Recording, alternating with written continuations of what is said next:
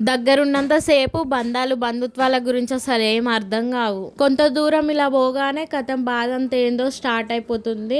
నా పిల్లలు ఇప్పుడైతే చేతికి వచ్చారు. వాళ్ళంతా చిన్నగా ఉన్నంత సేపు అయితే అత్తమ్మనే చూసుకునేది. నేను ఎటు పోయినా ఎటు వచ్చినా ఏమైనా. ఇప్పుడు మాత్రం అత్తమ్మ వాళ్ళు వేరే దగ్గరికి షిఫ్ట్ అయ్యారు కదా, అసలు కథ అంతా ఇప్పుడే కనబడుతుంది నాకు. ఎటు వెళ్ళాలన్నా చాలా కష్టమవుతుంది పిల్లల్ని తీసుకొని వెళ్ళాలంటే.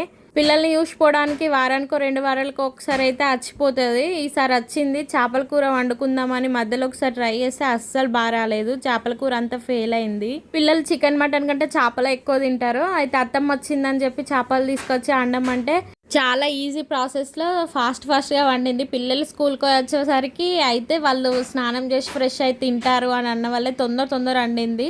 చాలా సింపుల్గా ఒక పావు గంట 20 నిమిషాలలోనే కర్రీ అయిపోయింది. ఇట్లా ఫస్ట్ ఆయిల్లో మంచిగా ఫ్రై చేసుకున్నది అత్తమ్మ. చింతపండు పక్కకు నానబెట్టి పెట్టుకున్నది. ఒక ఆనియన్ కట్ చేయమన్నది. పేస్ట్ ఉల్లిగడ్డ కాల్చి ధనియాలు ఇంకా స్పైసెస్ కొన్ని ఫ్రై చేసుకొని మంచిగా పేస్ట్ అయితే రెడీ చేసుకున్నది. ఆ పేస్ట్ని ఆనియన్ ఫ్రై అయినాక అందులోనే వేసింది. ఇంకా దాని తర్వాత అది ఫ్రై అయ్యి పైన ఆయిల్ వచ్చే టైంలో చింతపండు పులుసు అయితే అందులో వండుకున్నది. ఆ పులుసు ఒకసారి 2 సార్లు అట్లా మరిగిన వాళ్ళే కథ ముక్కలని తీసి అందులో వేసింది. ఎంత ఒక హాఫ్ అన్ అవర్లో అయితే కర్రీ మొత్తం రెడీ అయిపోయింది. పిల్లలు హ్యాపీ. ఇంకా మా అత్తమ్మని చూసి చాలా హ్యాపీ అయ్యారు.